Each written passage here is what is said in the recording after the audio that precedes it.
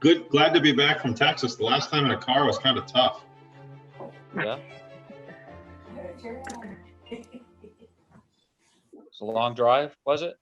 Yeah, we were down there for 2 weeks. So we just kind of hung out and road tripped around for a bit, trying to find some warmer weather long term, but didn't find anything that we fell in love with. Oh, I hear you. Hey, Mitch, Hey, Thomas, how's it going, brother? you're famous, dude. I'm famous. So You're famous. I heard you on the radio the other day. I heard you first. That's awesome. I was shocked, Yeah, very shocked. I'd like to chat with you about that sometime if you. Sure, I'm around. Get a ton of phone calls off of it. Most of it's people looking for work or people looking for life advice is the summary so far. Really? Sounds like bandit signs. Yeah, pretty much. We first started putting bandit signs out, I'd get calls from people, offering contact services, all this kind of stuff. Can you clean my house? That's all good. The greatest was the guy who kept putting on Craigslist that we were giving away ferrets and manure and stuff like that. Yeah. That's awesome. Yeah, And that that's was pretty funny. I started getting phone calls about and emails about wanting the baby ferrets. And I'm like, what are you talking about? But he stopped after we got a call where we ended up getting the house, and we said, "Thank you. What are you going to do this week?" And he never did it again. That's too funny. Yeah. We had a few wrong numbers provided to us. I know Sam followed up a while back with an inbound that we had. And when she called back, dude's like, we never called you. And we listened to the voicemail. And clearly the guy that called in was a different person than the phone numbers they gave us. That was a little unique. It's people are interesting. I mean, we do, with the direct mail, and I never knew people would get so offended by receiving a piece of mail.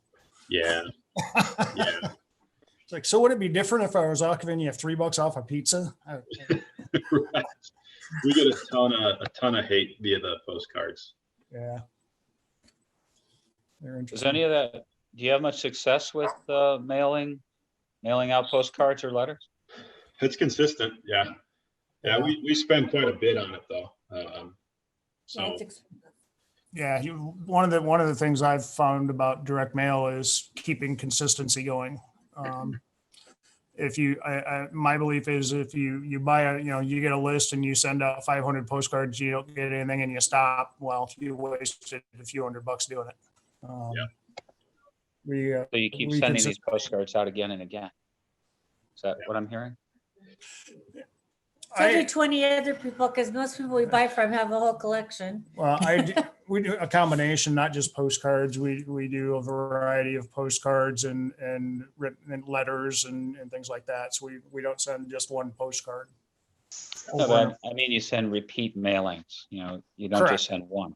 Correct. Okay. Yeah. Okay. And Mitch, I don't know what you found, but I found I get more contact after the third or fourth mailing, actually. yeah, the first few are usually non-starters. It's somewhere between that 4 and 6 range. Anything more than so as we're tracking these, anything more than 8 seems to fall off and have diminishing returns. But we're hitting them every month as well. I shouldn't say every month. Every 3 to 4 weeks, they get another piece from us. Yeah. I had a thought and it slipped me when you started talking. It's not like That's all right. hopefully it's not like the political stuff I get in the mail that I just rip my address off and throw away without even looking at it. Oh, I remember what I was going to say is typically our first mailing. All I expect from my first mailing is the return mail.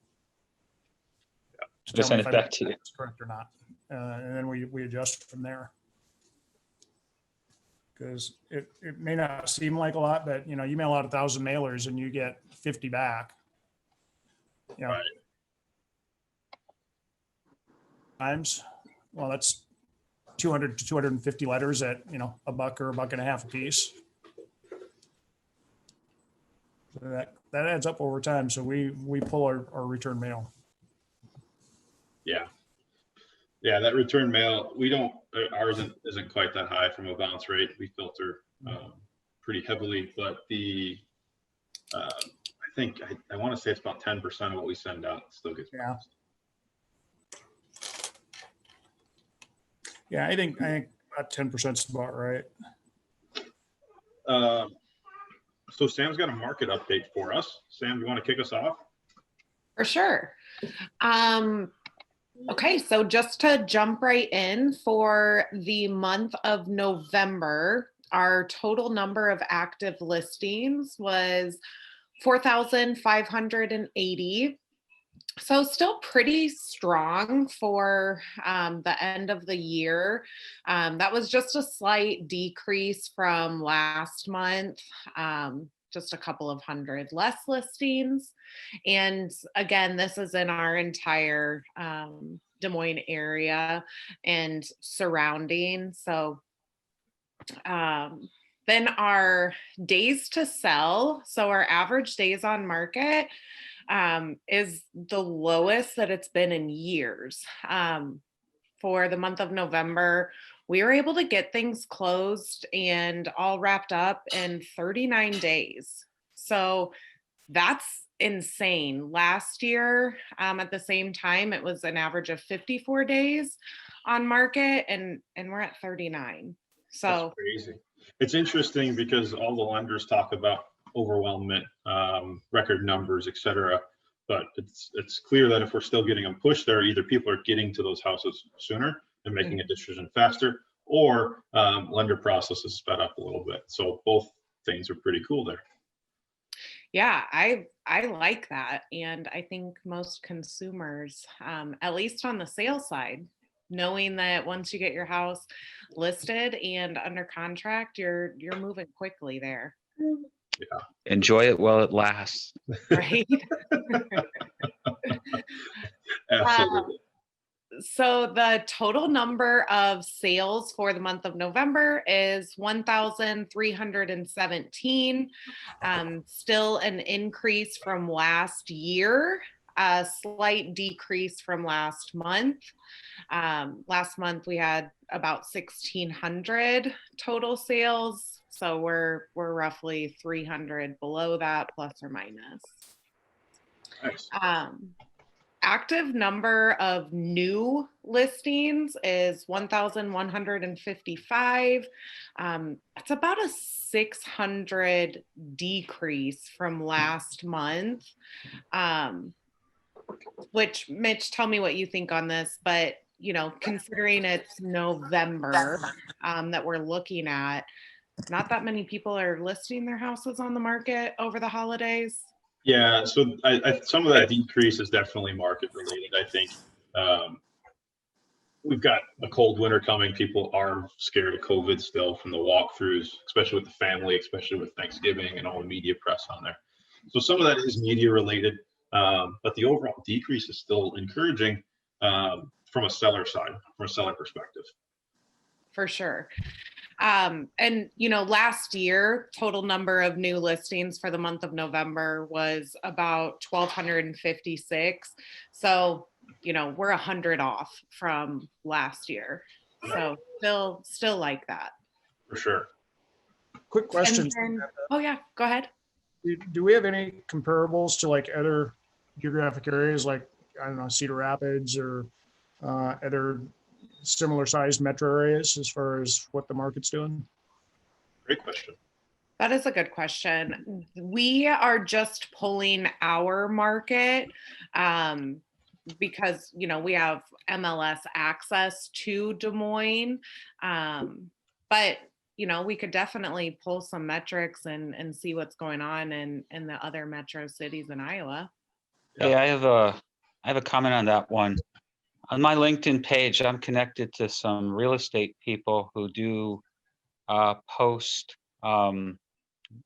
nationwide, as well as a variety of different location data, like you're asking.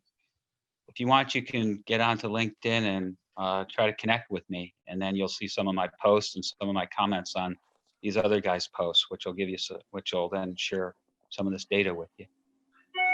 awesome. Thank you for that, Humphrey. No, that's a great question, Tom. I think that's something we should definitely add in is some other Iowa relevant data for comparison. That'd be cool to see the metric stack. And thanks, Humphrey, for the suggestion on that. For Yeah, sure. just go to LinkedIn and find me, and then we can connect with each other, and you'll see I comment on these guys' stuff too. You'll see it too. Perfect. Awesome. Perfect. And then lastly, our average sales price for the month of November is $253,555. We're about $400 less average sale price than we were last month. However, last year at this time, we're still $20,000 more than the average at this time last year. That's a massive jump. So we've seen that trend come up and up. I don't remember what last month's was, but I feel like it was right around that 20,000. Well, Yep. Say it so again. we're seeing a continuing. I'm sorry, say it again. Do you remember what sales what price? that was off the chain?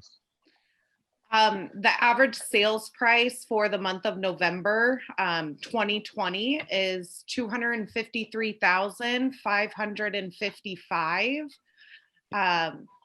Last month, the average sales price was $254,965. And last year for the month of November was $233,532. Oh, wow. So we're almost exactly 20 grand more for the month of November 2020 versus month of November 2019 for that average sales price. Wow. Thank you, Sam, That's for awesome. repeating that for me. Absolutely. That's super cool. What any other stats to share? Oops, sorry, I got a crying baby. No, those are all the stats I have for this month. So moving into 2021, what are we looking forward to in market and also on the personal level? What's going on? On market, definitely looking forward to, I had a closing yesterday and we were talking about the historically low interest rates. And, you know, my buyers, they're pretty decent buyers. They had a 2.2% interest rate. Insane. Just, it's crazy. So looking On forward a 30-year? On a 30-year. Yep. Conventional. Wow. 2.2. 2.2. Crazy. Yeah. And it was funny because he like flinched looking at the amortization of how much, you know, is going to interest. And we're like, bud, we could pull some out from a couple years ago where we thought those interest rates were amazing. And, you know, we're at high threes, low fours, but yeah, that was pretty cool. So looking forward to continuing that momentum into 2021. Awesome. And then on the personal side, some pretty super exciting. Hey, how old are you? 39. When's gonna be your birthday? When's gonna be your birthday? I lost muting privileges. I gave him the Jess. One sec, sorry. Okay. There we go. So on the personal side, this really great, exciting news is I am opening my own brokerage. Oh, wow. Taking that leap, and I've had my broker's license for just over a year. So now jumping into having my own brokerage. What's it called, Sam? filed. What are you calling your brokerage, Sam?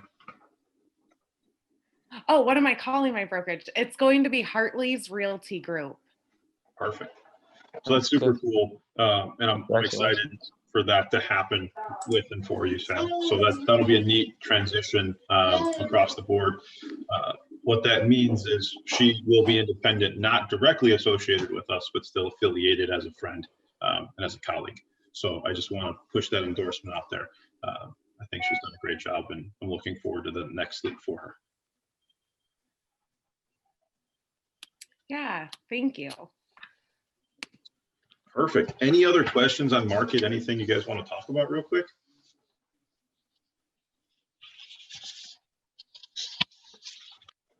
Okay. So today what I figured we'd do, if everyone's good with it, is I just share kind of what happened this year, both good and bad. I'll go through some of the highlights, kind of where we've been seeing a lot of momentum for our company, along with where our current projects are at inside City of Des Moines. So what we'll do is I've got a quick little map that shows that, and then I've got a handful of highlights through the city, again, good and bad. What I'd like to see is, as we go through this, guys, if you have anything to add, if you have any projects you want to talk or share about, that'd be really cool also, to kind of go through as a group. So I'm looking for feedback, as well as hopefully providing some kind of encouragement to anyone that needs that. We're not invaluable. So what we'll do is I'm going to share screen, I think, maybe, hopefully, and put up a couple backdrops here, and then I will just talk through them as they go. So 2020 as a whole has been pretty exciting, and there's been a lot of transition for our company throughout the year. What we found is, there it comes. What we found is, and this map that's coming up is all of our current projects, so things that we're working on right now. So we're working on 26 projects around the city. These are all remodels. But you can see that we're pretty congested in one general area. And I made the comment the other day in group that we typically we typically buy and sell things where we live, where we work, and where we drive through all the time. So I live over in Woodland Heights, Sherman Hill area, and our office is up off of Marion. So it's kind of funny. It's literally our drive path as to where you see that major clustering. So our primary focuses are around Broadlawns area, as well as Woodland Heights. That's kind of our bread and butter. That's what we get passionate about doing.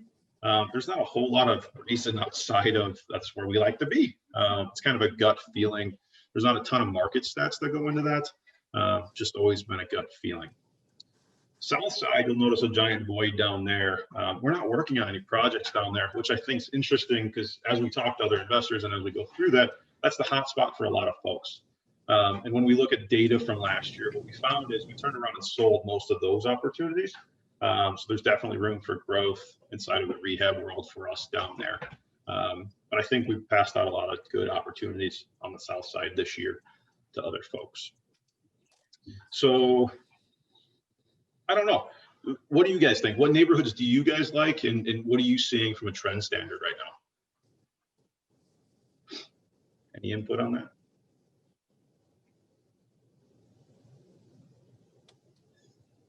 Nothing? Okay, that's fine. I'll just keep jabbering then. So neighborhood wise, like I said, we're really focused on that Broadlawns area. What we're seeing shift though has been a trend towards higher end projects. So we're getting a lot of inbounds. So historically, we've bought a lot of things between that $40,000 to $110,000 range, and then we've turned around and repaired them into that, anywhere from 135 to 210, really. But what we're getting now is a lot of higher end properties coming into us, and a lot of folks in different situations than we're used to, raising their hand and saying, hey, I need a little bit of help here. So that's a little new and a little scary for us, because that's not a market that we've historically done. So looking forward to 2021, that's something that we're going to have to adjust into. Overall, the acquisitions under 60,000 seem to be getting harder to find.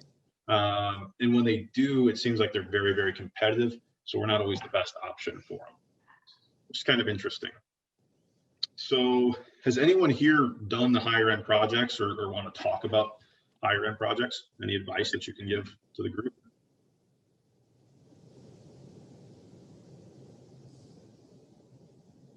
So I'll share stats from this month. So this month we bought, we've closed on 4 so far. 3 of them were closed today. We have another acquisition left for end of December. And then we've got 3 queued up for January already, which is kind of cool.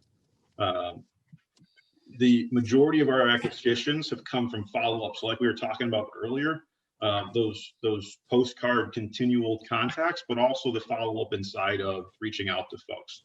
So constant communication, constantly dropping texts, just staying in touch. So we're finding most of the conversions are happening after 3 months of constant contact, which correlates down also on the postcards. Those are considered contacts, right? but we're finding at least 3 months is where 80% of our conversions are coming from. The other 20% do come from, you know, those initial weaker, I just need out type situations, but a lot are coming from the follow-up piece. So I can't stress that enough. If you get, as you guys build out your businesses and are looking at those acquisitions, stay in constant communication, whether it's seller direct or, you know, if you're working with wholesalers or other types of lead flows, even be it real estate agents, as you're working with them, communication to them, letting them know you're still here and present is key to being able to. So hopefully that makes a little bit of sense for everybody. We've got some photos and plans that I'll share. Just real quick, kind of some of our good houses, but also some of the headaches that we encountered as we went through them. So a lot of our big wins this year came from really difficult situations to navigate through. So I just wanted to highlight what those were. So the first one we did was down on 41st Street, and we call that the bail bonds house. So this had gone through multiple iterations. There was multiple contracts on this before we actually got in line for it. And what happened was there was a handful of title defects on there that couldn't be solved via quiet title because they were legitimate title defects, but weren't easy to get resolved. So we call it the bail bonds house because there's active bail bonds against this house, and the bail bondee wasn't easy to reach. There was no power of attorney in place.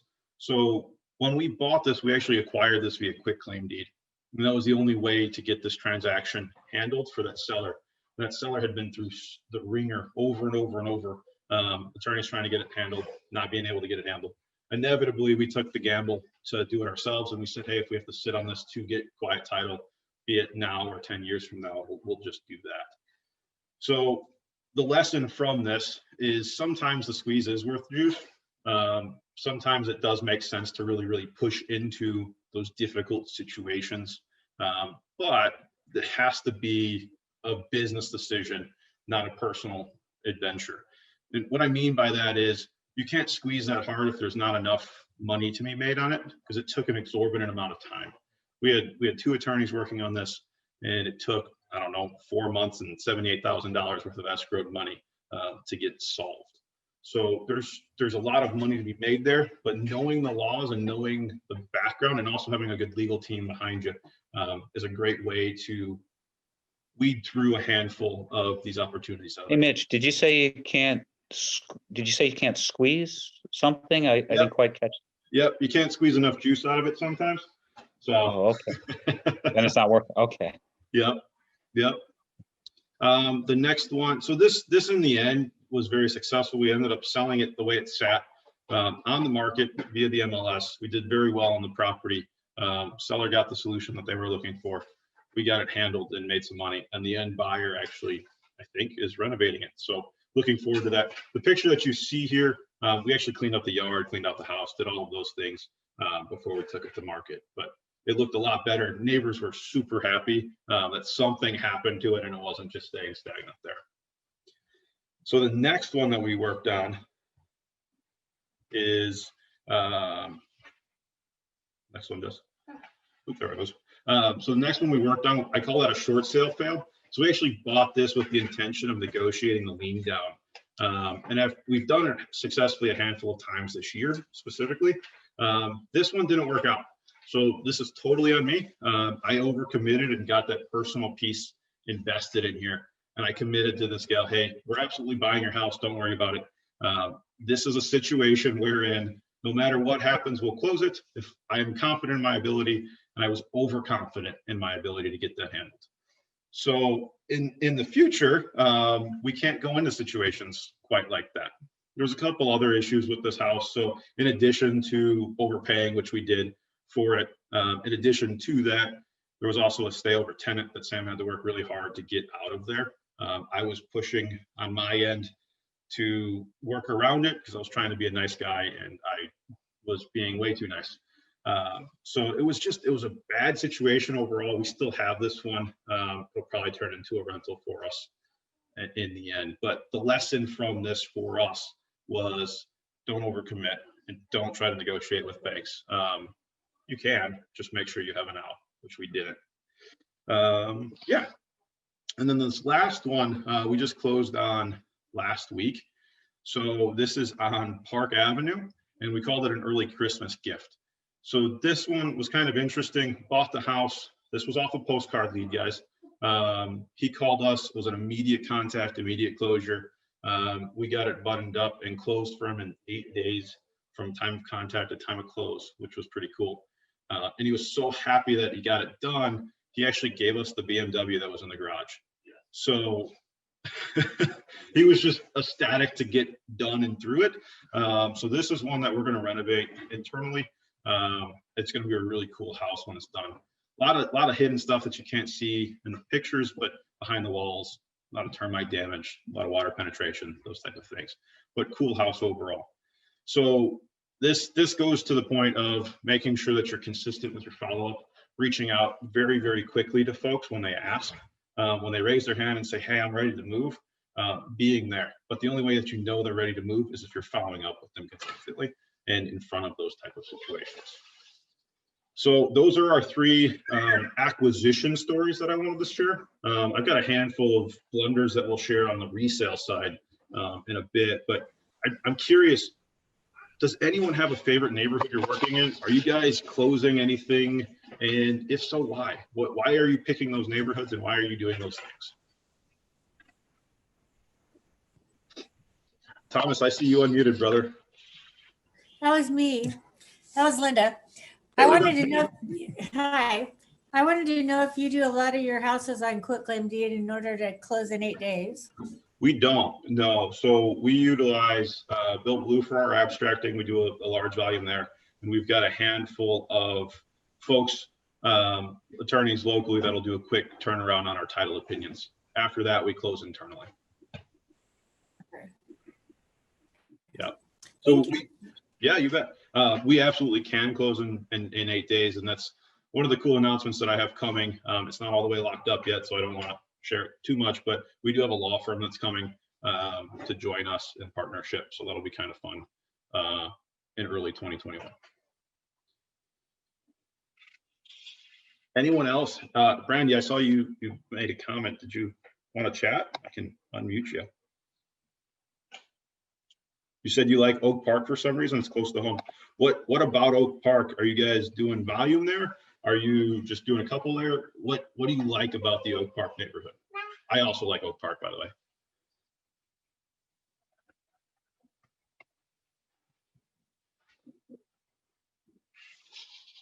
Fair enough. Okay, Mitch, I can't type that fast because Tori's talking over my shoulder.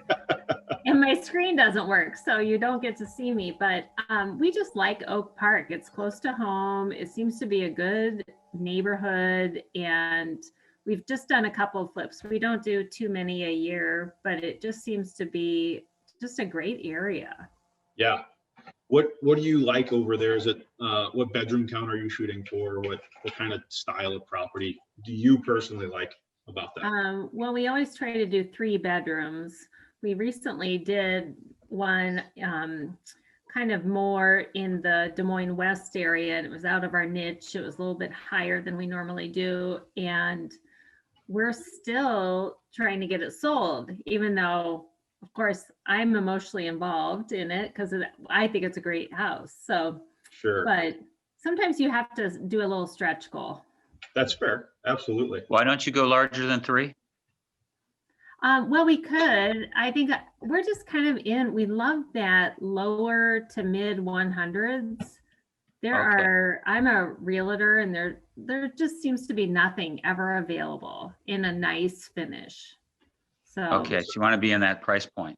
yeah, that seems to kind of be our niche where we're comfortable and kind of have a game plan down of our finishes and what to do.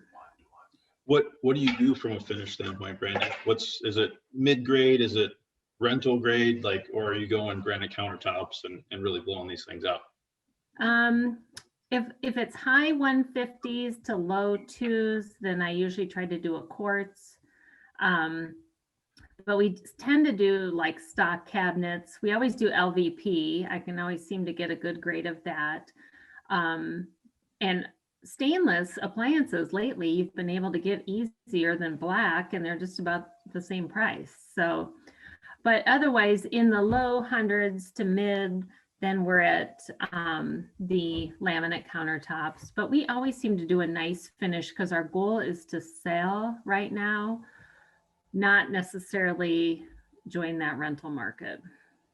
100% with you there. We entered, Jen was joking earlier in the office, we entered 2020 with quite a few rentals, and literally a handful of broken toilets. So we had some short-term rentals where they went in and busted toilets out.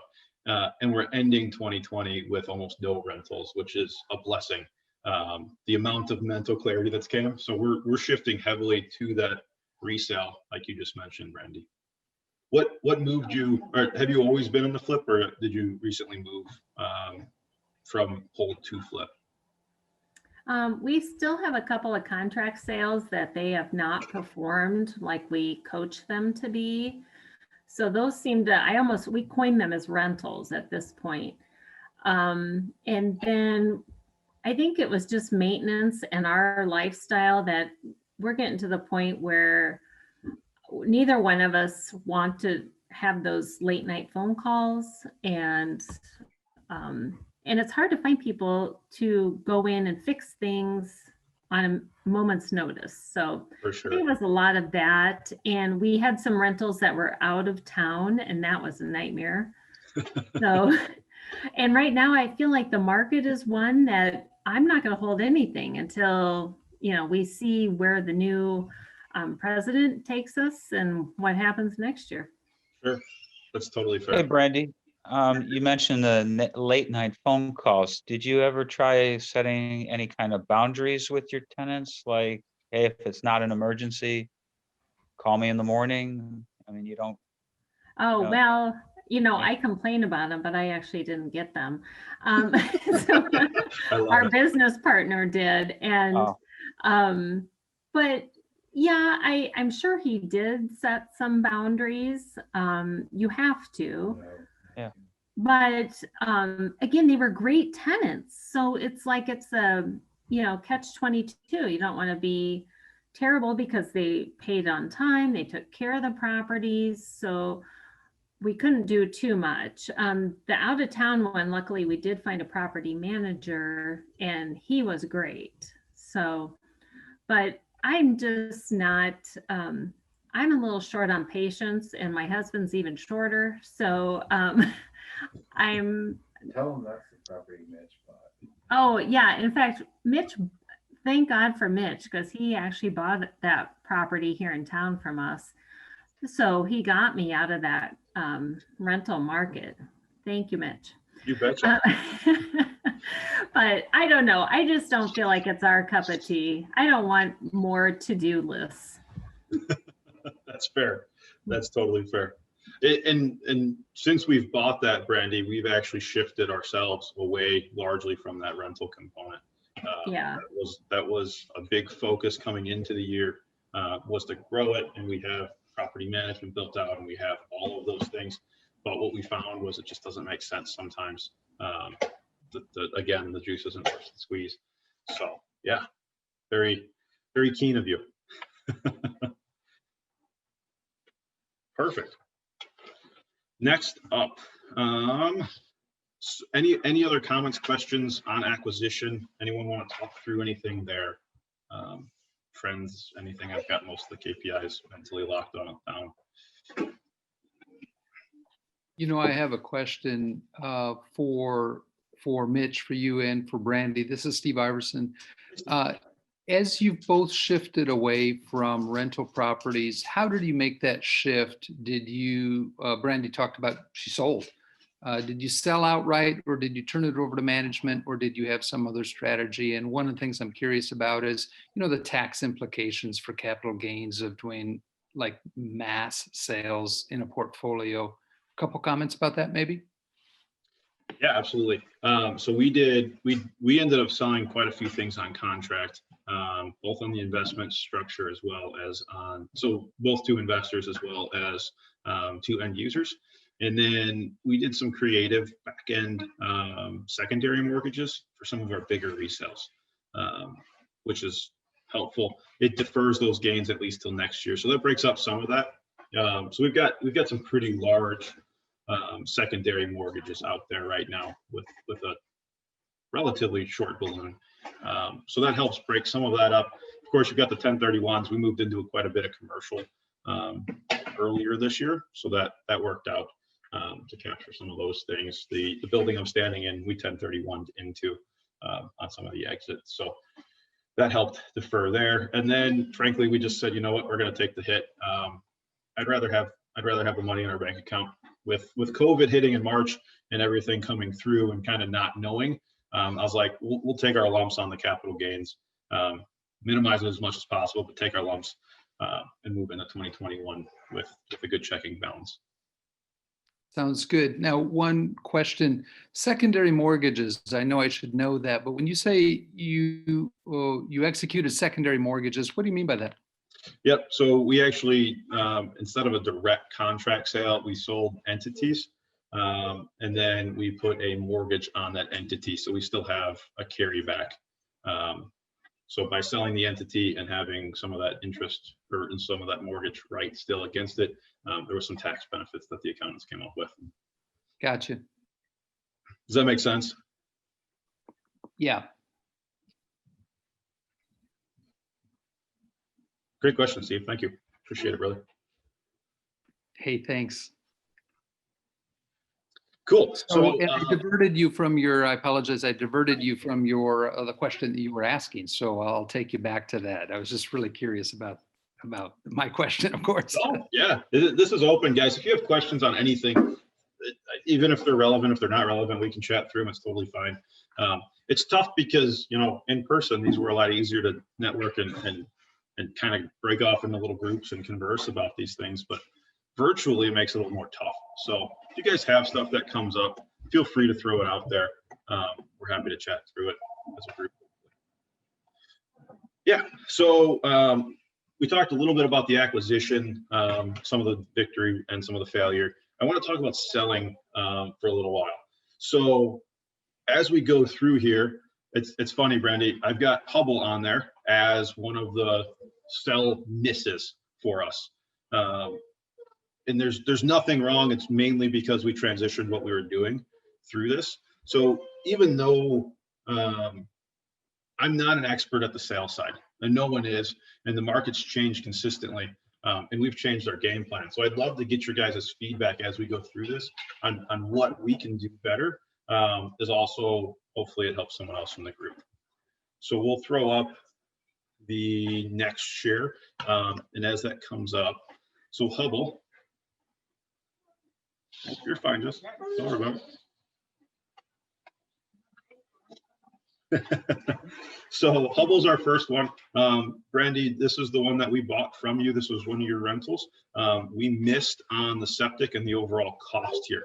So when we acquired this, we had looked at the septic or the sewer line entrance, and I didn't fully underwrite that sewer line replacement.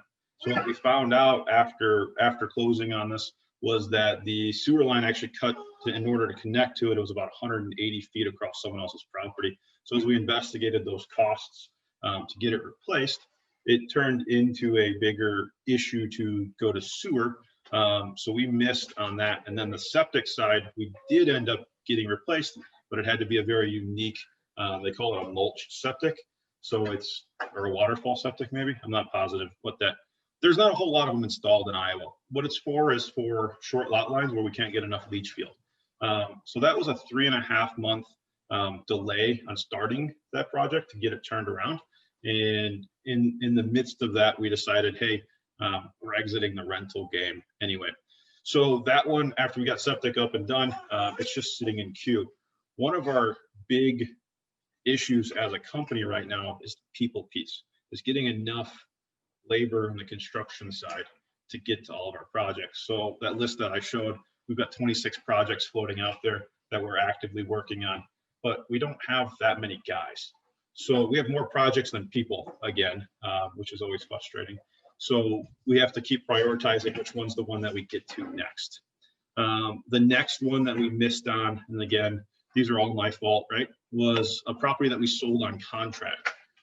So we sold this on contract to another investor. When we sold it, it was a fully finished duplex. Sold it on contract, fairly low down payment. And after we sold it, they decided to gut it. They were going to turn it into a different layout duplex, and they hired the wrong contractors. So those wrong contractors came in, cut out some structural walls, messed up quite a few things. There's about $40,000 worth of damage to the property that's non-recoverable. So They cut out structural walls, load-bearing walls? Yeah. So the all of them, like not just some of them, but all of them. So they called us. They're like, "Hey, can I get my deposit back? This house is broken." And I'm like, "What do you mean it's broken?" So we go out there and we look at it. We're like, "Well, it wasn't broken, but what you done did, now it's broken." Yeah. So they figured out that they were structural when it caved in 4 inches at the roof line. They cut out all the support underneath one of the gables. What were they thinking? That's a great question, and I asked him that, but in a less friendly manner. So this was a big lesson on that contract sale piece. We recognized very quickly that even if you try to pull permits, even if you think folks know what they're doing on those contract sales, these bigger projects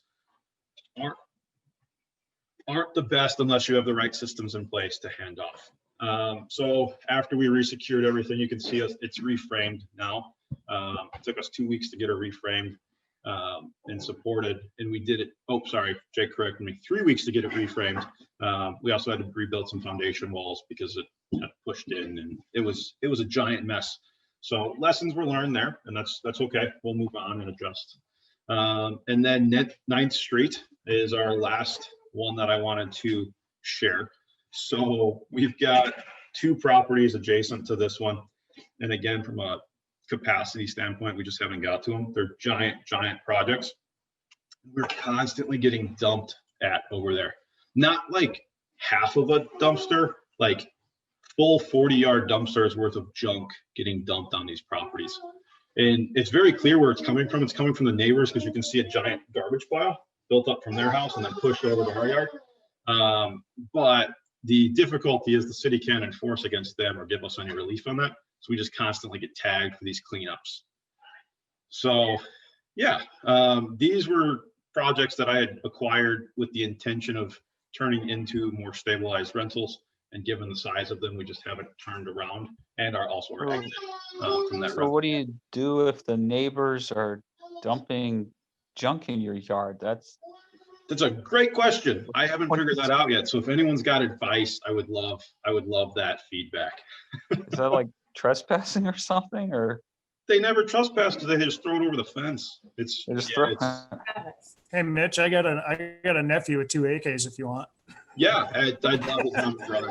Yep, that would be. They're in a camper in the backyard, so throw it back. Throw it back. Yeah, it's a little frustrating. So we're getting a lot of momentum on the construction side to gear up for the new flip piece.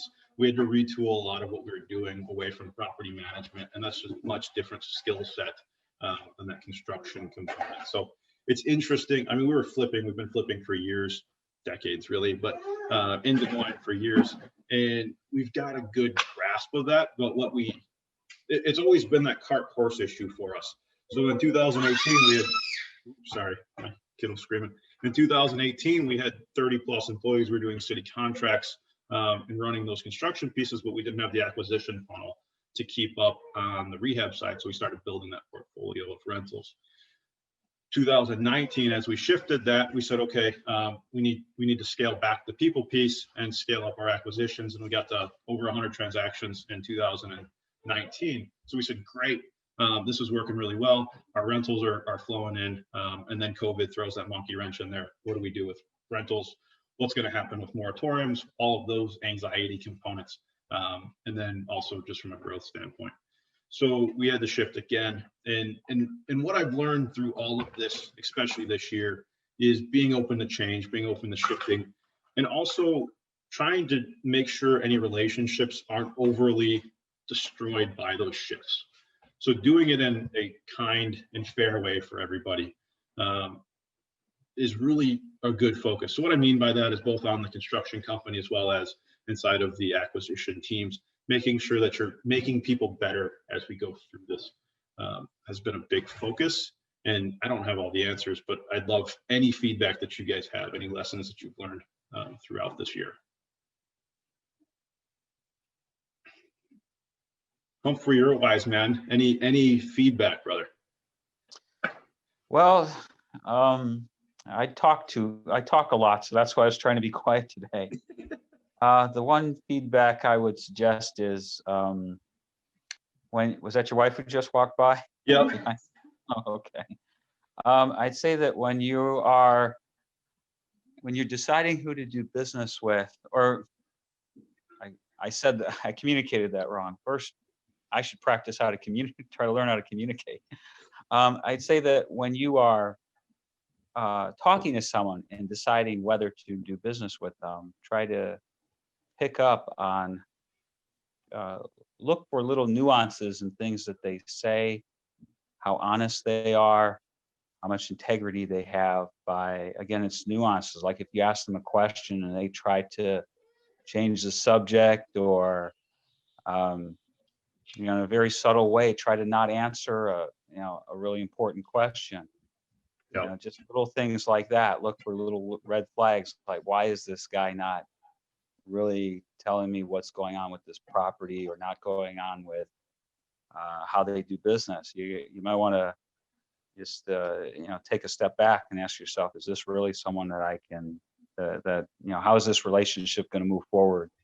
Yep. This guy can't talk to me on day one. You gotta, or not be honest with me and not demonstrate the integrity. Little things like that. That's So, interesting. and it's very subtle too.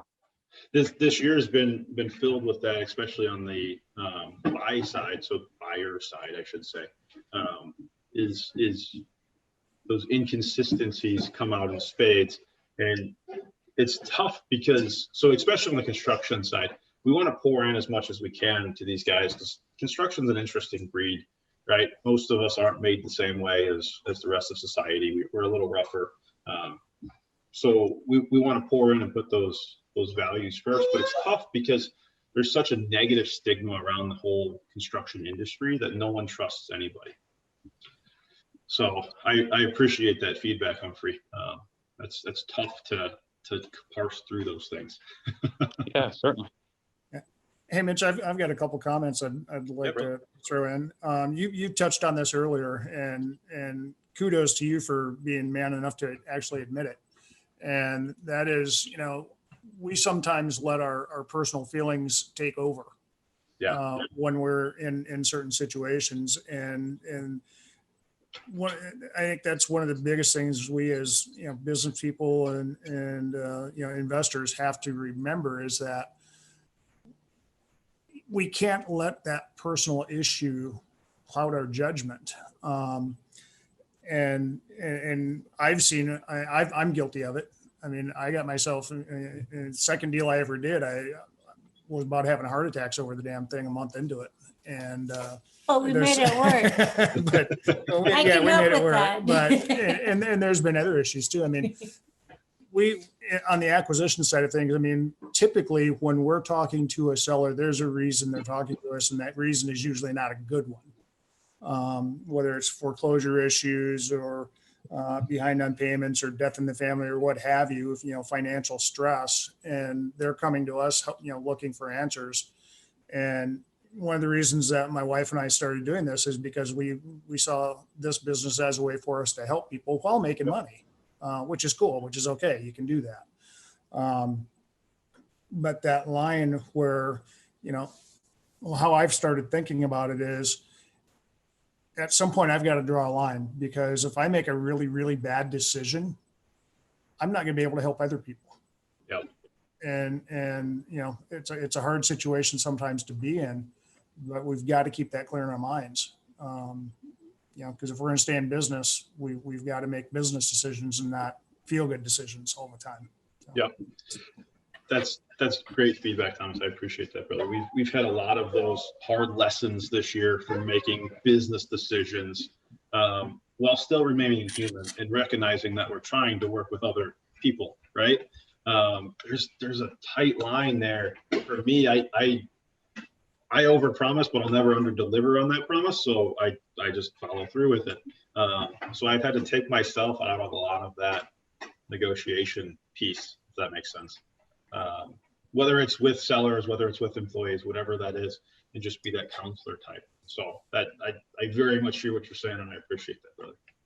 He's had to deal with me going, can we do this? Can we do that? I really want to do something to help him. I feel so bad. Yeah, All her fault. it happens. Especially when like we're in a place where we can help in a lot of ways. And for a lot of folks, we are a good help. But our team's been really good about saying, hey man, you've really helped here, pump the brakes now. Like you gotta at some point people take advantage of you, right? Or take advantage of the situation. And it's not necessarily that they're bad people taking advantage of that situation. It's that you're the option that they have. So they have to ask. There's nothing else out there. But having that armor or wherewithal or whatever you want to call it to say, you know, I can't do more here. I wish I could. Awesome.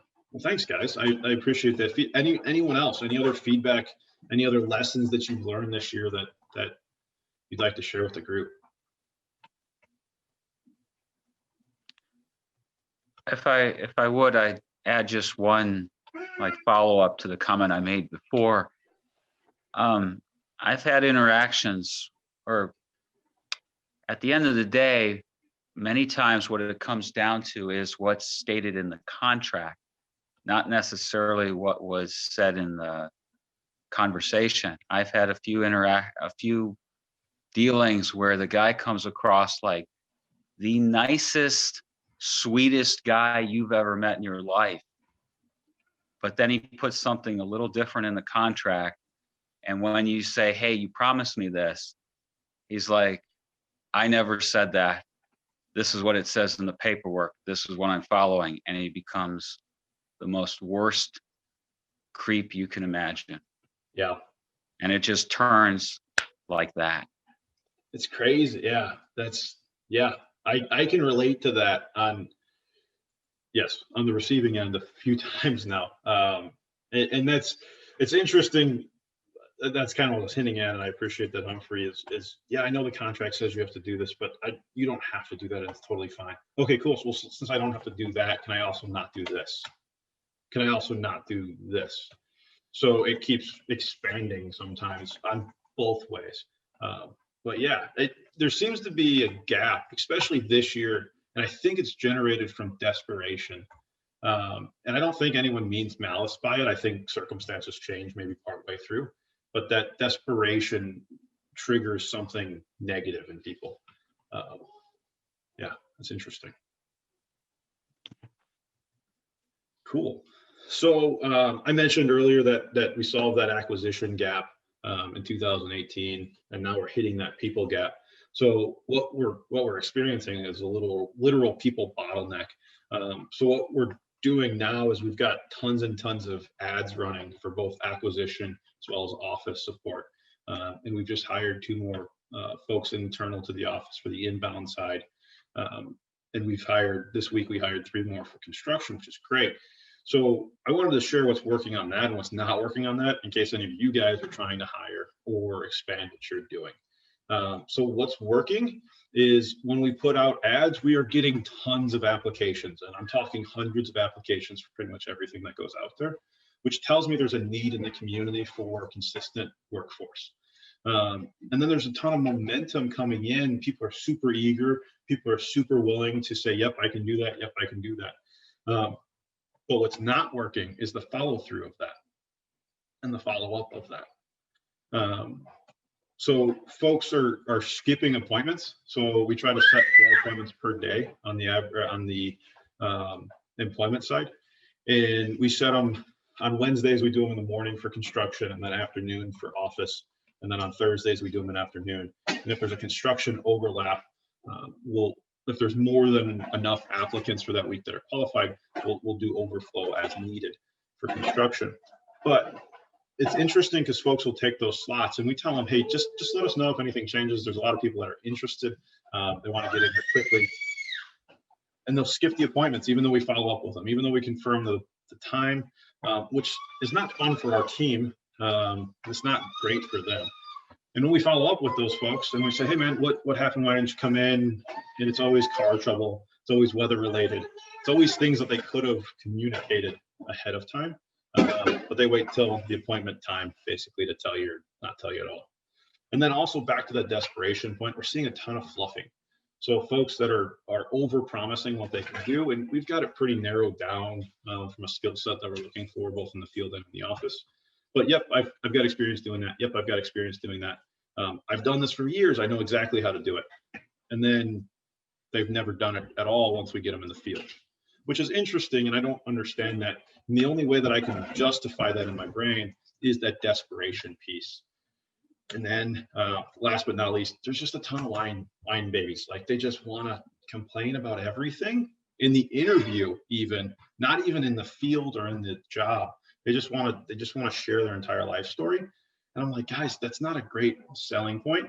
So what we've done to try to, I hate to keep layering on the negatives, but so what we've done to solve that problem is an additional screening on the phones. And a ranking system that we're using, an internal matrix. So we rank folks from 1 to 5 based on application, and then 1 to 5 from that phone interview before we set those appointments up. What we're finding is we're getting a lot more quality applications in now when they get to the tape. Sorry, we get a lot more quality appointments set, which is interesting because we took that same approach and then applied that back to acquisition. So everything that we're doing from a buying standpoint now goes through 3 people, but it feels very congruent still because there's a nice handoff between those places. So the important piece with all of that is there's ways around the problems as long as we keep persisting.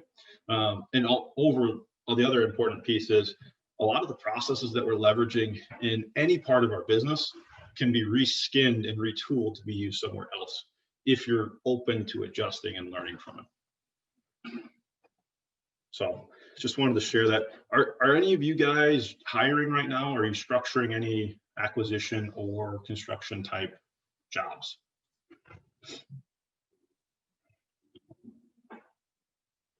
Cool. So how's everyone preparing for 2021? Any changes going into the new year? Are you guys planning to adjust? Thomas, I see you unmuted. Yeah, I wasn't quick enough to get in on that. We're a small operation. It's me and my wife, and that's pretty much it. I am finding out, we are trying to expand our acquisitions a little bit through Polk County, Warren and Dallas counties. And one of the things that I'm finding, I don't want employees. I absolutely do not want an employee in my company. So what we're looking at probably starting in the first quarter of next year is going to virtual assistants. Okay. Using them for everyday, list acquisition type stuff, research type stuff. Sure. Doing those I'll call them menial tasks that I do, but I don't need to be doing. So, that's, I've seen a lot of that happening in the investor space over the last year. There's a couple of new companies out there. I think they overcharge a little bit, but there's some other ones that are pretty decent. For a lot of the stuff I'm going to have done, I'll probably be able to pick up a virtual assistant out of the Philippines for $5 an hour. Yeah. Just doing simple stuff. So have you worked with a VA in the past? Yeah, I have. Actually, somebody that I've had a couple of them that were local Okay. that worked for me. Nice. And that worked out pretty well. They were part-time and got done when I needed them to get done. But I'm probably going to go a little further than what I had in the past in utilizing those types of services, because one thing I'm learning right now, in order to expand where I want to expand, I've got to have more time to do the more important things, of course. That makes sense. Yeah, so that's I think VAs are a good option for people like me. That really I'm not going to get big. We do most of what we do is wholesaling. Sure. I don't do a lot of rehabs. I don't have. I hate rehabbing. Yeah, Linda hates it. So for us, that type of thing doesn't make a lot of sense. But I think for somebody that like me that does, and it's weird to be in business and not want to grow big. some people say I'm stupid, but I don't care. It's what Well, I'm it's comfortable you, with. brother. And so just a thought out there. And then one last thought, because I'm just going to throw crap out anyway. One thing that's driven me nuts over the last probably 6 months. Every time I turn on my email, every time I turn on my Facebook, there's some guru pitching some new pile of crap out there. Even I think Connected Investors is doing it, and a couple other guys are doing it. One guy I've really respected over the last few years, Kent Clothier, he started doing it too, and it's pissing me off. Yep. But it's like, stay away from shiny objects at all costs. Yep.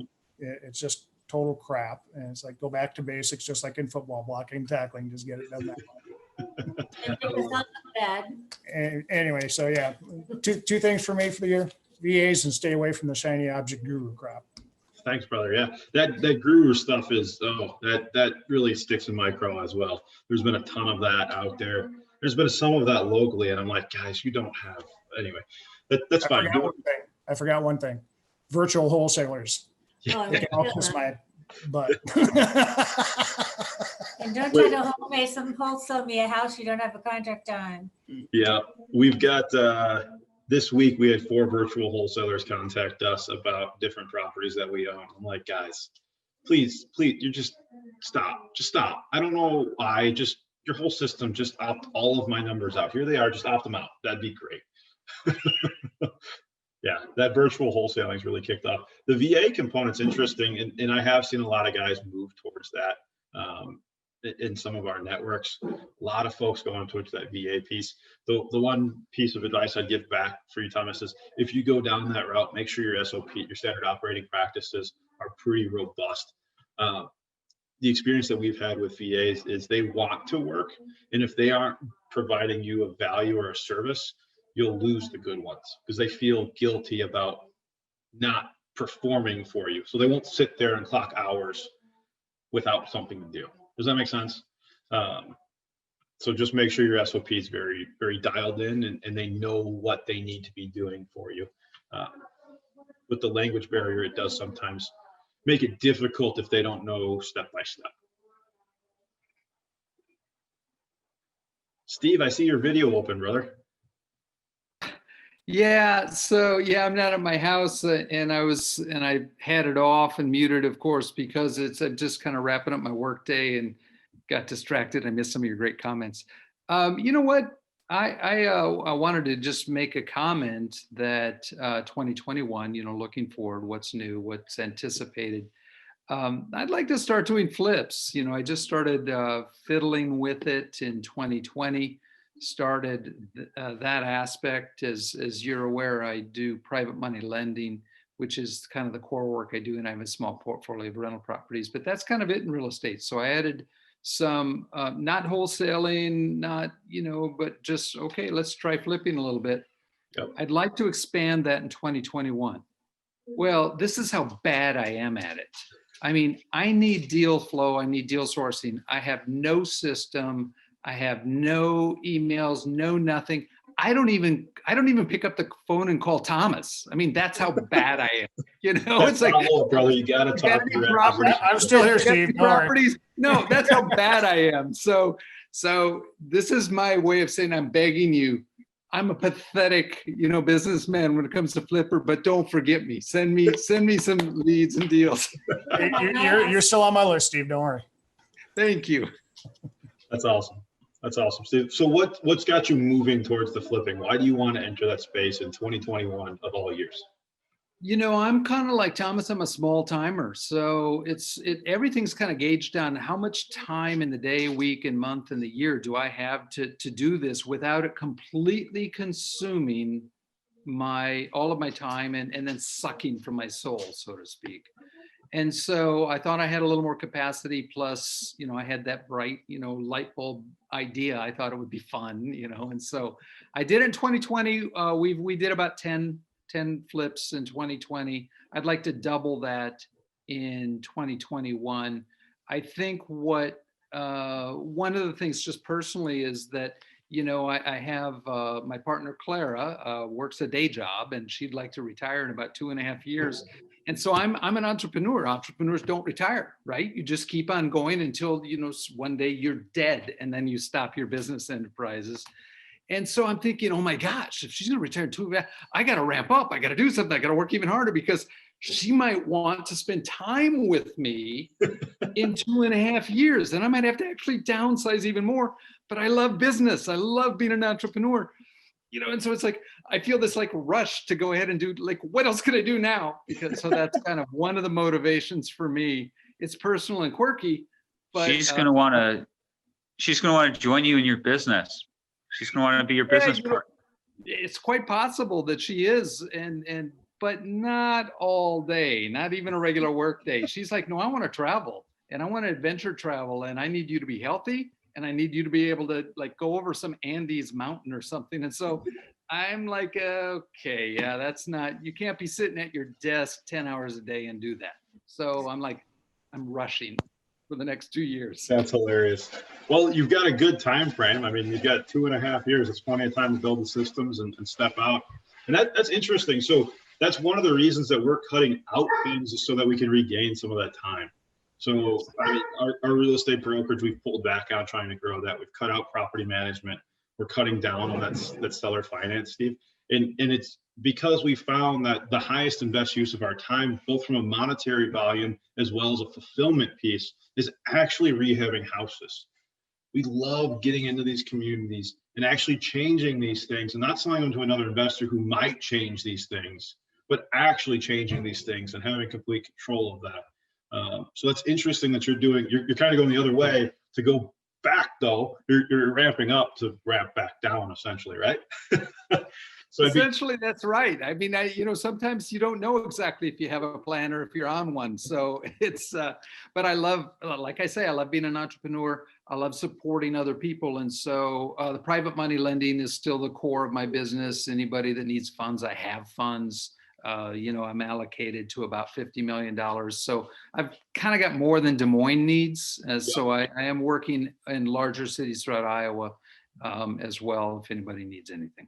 That's awesome. Are you going to be flipping in Des Moines? Is that your primary target? Yeah. I've got a couple that didn't work out with other investors. I think I've got 2 in Waterloo, 1 in Davenport, 1 in Cedar Rapids, 1 in Ottumwa. But, that's all just sort of dead soldiers lying around the state. I got to revive them and get them moving and get, because they were just fails. So, and I'm not good at picking up after people. I need people to kind of carry themselves through their projects.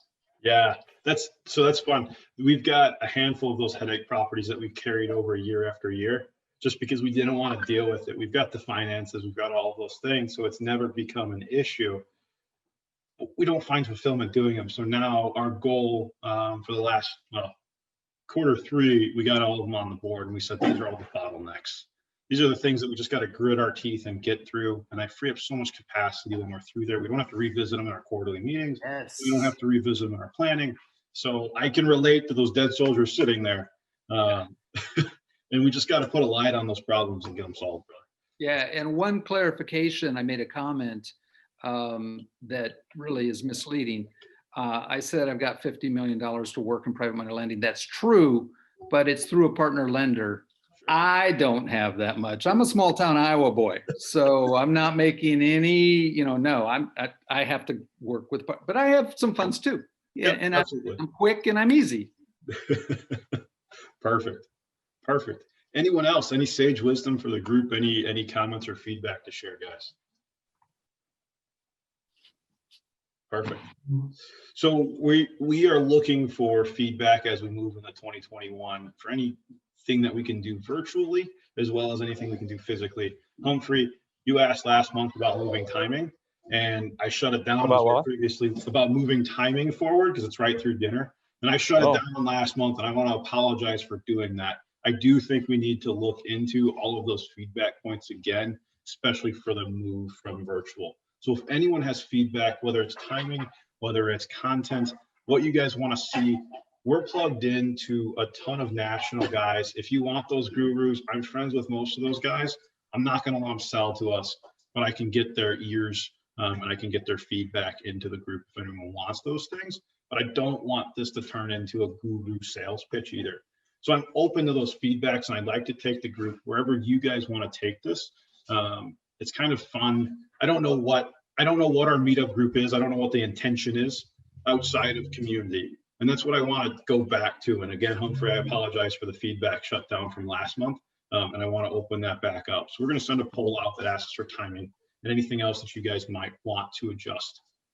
I appreciate that, Mitch. Again, the time is a little, I'll call it awkward as far as keeping the energy up. For sure, for sure. So any feedback you guys have, if you want to throw it in the group, if you want to throw it in the meetup, if you want to text me privately, I'm good with that too. Feel free to do all of those things. As we move into 2021, I'm going to put a lot more intention behind our meetup and make sure that it doesn't get sales pitchy as we grow it. So I want to thank everyone for coming out tonight. And again, if you guys have any feedback, feel free to throw it out there. Thanks, guys. All right. Thank you, Mitch. Good meeting with all of you. You too, guys. Thanks, Mitch. Have a nice night, everyone.